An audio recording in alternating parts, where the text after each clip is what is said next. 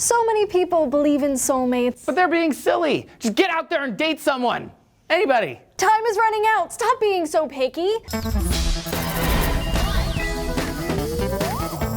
Hey guys, Trace and Julia here for DNews to talk about a subject on everyone's mind this Valentine's Day weekend, your relationship, or maybe your lack of one. Right. Most people think settling is a bad thing, but Americans used to settle down sooner rather than later. The median age for marriage used to be 20 to 21. Now it's late 20s, like 28.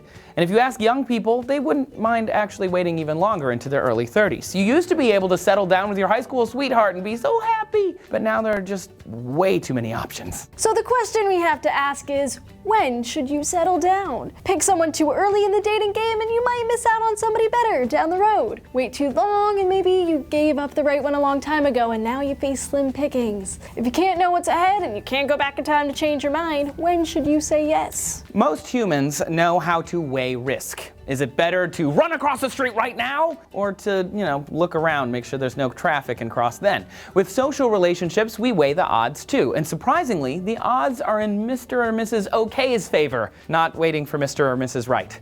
Researchers from the University of Michigan studied the evolution of risk aversion, specifically related to choosing a mate. They used simulated organisms to make bets in high-stakes situations, which I would say the once-in-a-lifetime, life-altering decision, choosing a mate, is pretty high stakes. Yeah. Maybe.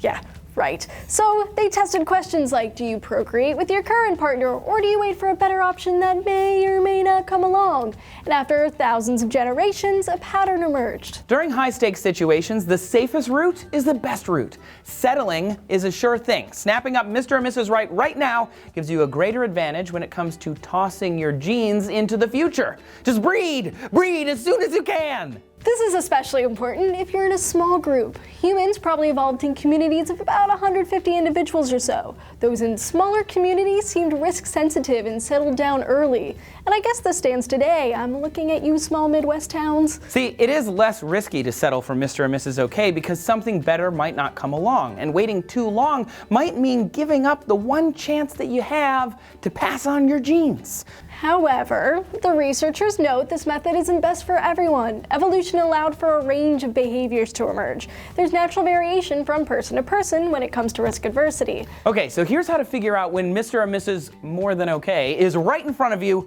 with science. Another theory states that there is an optimal time to stop looking. Peter M. Todd, researcher from the Max Planck Institute for Human Development and Indiana University, proposes if you follow the 37% rule, aka the take the next best rule, it'll work out. Say you're gonna date 100 people. Okay, I know that's a lot, but bear with me here. Sure.